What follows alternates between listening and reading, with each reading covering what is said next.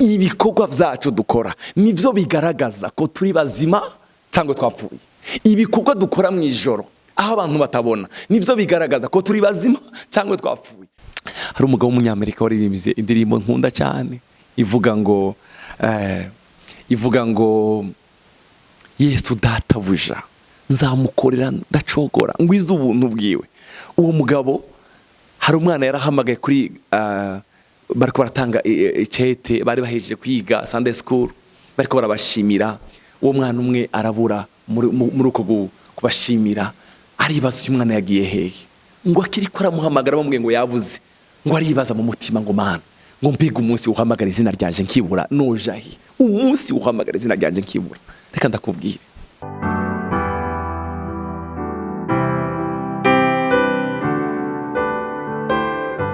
Yesu ashimwe cyane. Ndabifurije igitondo cyiza cy'umugisha. Ndabaye kaze mu kiganiro tugiye gusangira ijambo ry'Imana kuri CANAAN TV. Imana ibahezagire, kadusenge. Mana yacu, kaze uganiriza imitima y'umwe wese aza kumviriza iyi video. Ijambo ryawe mwami Yesu rikore ku mutima y'umwe wese. Kaze uganiriza imitima yacu, kuko imvura na sherege bigwa bigatusisi ntibisubireyo, ni ku ijambo warungitse tazosubirayo ridashikanye ico waritumye. Hari impamvu mwami iri jambo rigiye kuvugwa, kandi hariho uwo rishika ku mutima wereka mukisa. Urakoze mu izina rya Yesu, amen. Uyu munsi ndafite ijambo riri ku mutima wanje rivuga ngo kutanduza umuntu wacu uzobona Imana. Kutanduza umuntu wacu uzobona Imana. Ndashaka ko dusome ijambo ry'Imana mu gitabo cy'Ibyahishuwe Yohana igice cya 3 umurongo wa mbere turageza ku murongo wa 5. Umurongo wa mbere baravuga ngo kandi wandikira umumarayika w'ishengero ry'Isarudi uti ufise imwe mu ndwi z'Imana n'izinyenyeri indwi, aravuga ibi ngo ndazi ibikorwa byawe, kuvugwa yuko uri muzima ariko warapfuye. Hariho indi verse nasomye bavuga ngo wapfuye uhagaze. Umurongo wa 2, gira ube maso ukomeze ibisigaye bigira bife, kuko atabikorwa byawe nabonye bisozerewe imbere y'Imana yanje.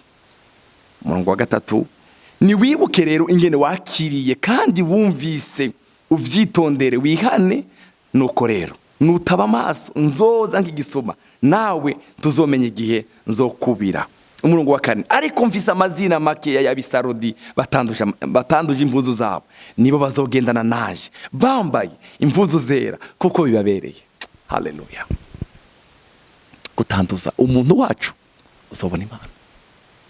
Iri shengero ry'abisarudi bari bazi neza, bamwe muri bo bari bazi ko bahagaze, ariko Yohana yarababwiye ngo bamwe bari bapfuye bahagaze, bari mu mpemu zabo bari bapfuye. Yarabandikiye arababwira ngo kandi mwandikire umumarayika w'itorero ry'Isarudi uti ufise imwe mu ndwi n'inyenyeri indwi, aravuga ndazi ibikorwa byawe, kuvugwa yuko uri muzima ariko warapfuye. Ibikorwa byacu dukora nivyo bigaragaza ko turi bazima cyangwa twapfuye. Ibikorwa dukora mu ijoro aho abantu batabona nivyo bigaragaza ko turi bazima cyangwa twapfuye. Ubuzima bwacu tuba mu bwa misi yose, ubuzima tuba mu bwa misi yose bugaragaza ko turi bazima. Haleluya. Bugaragaza ko turi bazima cyangwa twapfuye. Ariko muri no torero ry'Isarudi rero hariho ahantu nshaka guhagarara cyane. Umurongo wa 4, muri itorero ry'Isarudi hariho bamwe bari baraguye, hariho bamwe bari barapfuye nk'uko Yohana yabavuze, ariko yavuze uwundi mugwi mutoya. Ndakwifurize kuba muri uwo mugwi. Umurongo wa 4 yavuze ngo ariko mfise amazina makeya y'abisarudi batanduje impuzu zabo. Haleluya. Ndakwifurije kubaho mu buzima utanduza impuzu zabo. Ndafise umugwi mutoya w'abisarudi batanduje impuzu zabo, nibo bazogendana naje bambaye impuzu zera, kuko bibabereye. Abatanduje imyenda yabo. Haleluya. Kuko bibabereye, birababereye bariya. Hariho umugwi umwe wa haruguru yavuze bapfuye bahagaze, ariko muri agataho hantu hariho undi mugwi w'abantu bakeya batanduje imyenda yabo. Abo birababereye ko nzobahamagara, zohagararana nabo. Haleluya.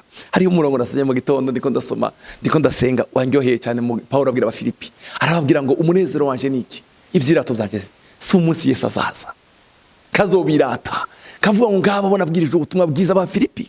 Mureke ndababwire, mureke tugwane intambara nziza yo kwizera, mureke tugwane intambara nziza yo kwizera. Ndafite amazina make y'abisarudi batanduje imyenda yabo. Abo sinzogira isoni zo kubahamagara, sinzogira isoni zo kubita abana, sinzogira isoni. Mugabo kandi isarudi hariho abandi bantu bapfuye bahagaze, bapfuye bagenda kubera ibikorwa byabo. Umurongo wa 5 wavuze ngo unesha azokwambikwa atyo impuzu zera. Haleluya. Ndakwifurije kuba mu mugwi w'abanesha. Azokwambikwa impuzu zera kandi sinzosibanganya izina ryiwe mu gitabo cy'ubugingo. Haleluya. Namba kandi uzokwatura izina ryiwe imbere ya Data. Uwo ni Yesu. Azatura Patrick imbere ya Data, azatura mama Raoul imbere ya Data, azatura sinzogira isoni.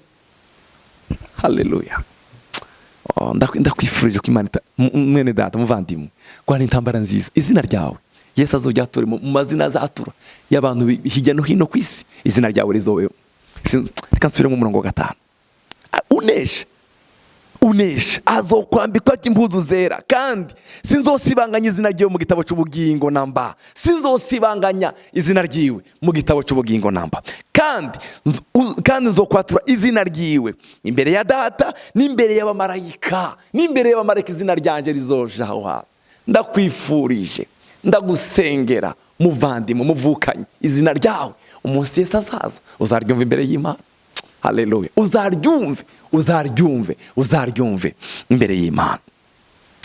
Paulo yabwiye Timotheo, igice cya Timotheo 2, igice cya 4 umurongo w'7, aramubwira ngo nagwanye intambara nziza yo kwizera, nagwanye intambara nziza, narangije urugendo, nazigamye ukwizera, ibisigaye mbiki igitabo cy'ubugingo, ico umwami wacu umucamanza agororotse azompa kuri wa munsi, kandi si jewe jenyine. Haleluya. Nabakunze kugororoka bose.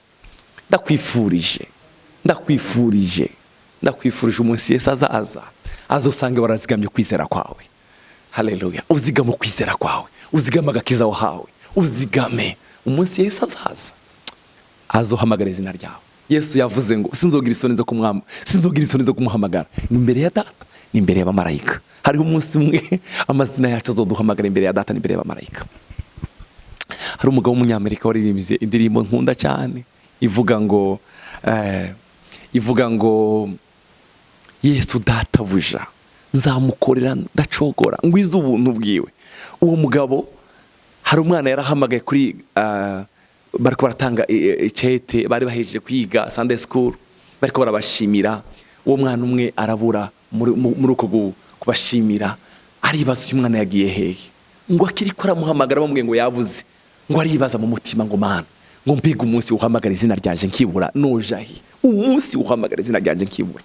Reka ndakubwire, korera Imana ugwana intambara nziza. Hari igitabo gatoya cyane kitwa Ingenzi. Mukristo ngo yageze ahantu asanga umuntu ari mu kazitiro, ababaye, yijiriwe, yicurikiriye cyane, amerewe nabi.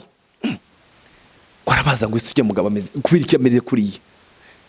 Umuntu ariko aramubwira ngo genda mubaze gituma amerewe kuriye, yijiriwe ababaye. Aramubaza, none wewe umeze gutya kubera iki? Mbere utaraza ngaho wari umeze gute? Aravuga ngo nari meze neza. Washikiwe niki? Aramubwira ibintu 3 byamushikiye byatumye aje aho hantu muri uwo mubabaro. Ikintu cya mbere ngo naretse kuba maso no kwirinda. Kutaba maso no kwirinda nibyo byingejeje hano ha. Tabyizigiro ngifise, naretse kuba maso no kwirinda. Icya kabiri, nakundiye ukwifuza kwanje kunjana yo kugomba. Kwifuza kwanje kwanjanye yo kugomba. Ukwifuza kwanje kwanjanye yo kugomba. Icya gatatu, nirukanye umwuka wera, mpwemu yera, nihamagarira Satani. Hari igihe abantu birukana mpwemu yera bagahamagara Satani mu buzima bwabo. Umva ndababwire, ndabagendera inama, inkuru nziza ni hariho amazina makeya y'abisarode batanduje impuzo zabo. Kwani intambara nziza yo kwizera. Reka kwanduza umutima wawe, reka gushira umutima wawe mu ibohero, reka kugendana umutima utababarira. Babarira, Yesu yaratubabariye. Hari abantu simbabarira, hari wayangiriye na Yesu yarakubabariye na babarira. Haleluya. Gwani intambara nziza yo kwizera. Reka ndagusengere. Mwami Yesu, itorero ry'Isarudi hariho abantu bamwe bari bazi ngo barahagaze ariko bari barapfuye, ariko watubwiye ngo hariho mugwi muto y'abisarode batanduje amazina yabo. Abo wabavuze ngo sinzogira isoni zo kubatura imbere y'Umwami. imbere ya data n'imbere y'abamarayika uzuhamagara amazina yabo. Pawulo yavuze ngo naguhanye intambara nziza yo kwizera. Duhe Imana dushoboze guhana intambara nziza yo kwizera, dushoboze Mana. Haleluya. Ndifuza kuzakubona umunsi Yesu uzompamagara, ndifuza ko izina ryanjye uzorihamagara. Aba bantu bari kubumviza buno butumwa, tugwana intambara nziza. Hari umunsi Yesu azaza, mwami turifuza kuzogusanganira mu bwami bwawe. Icubahiro n'amashimwe bikugarukire mu izina rya Yesu mwami wacu.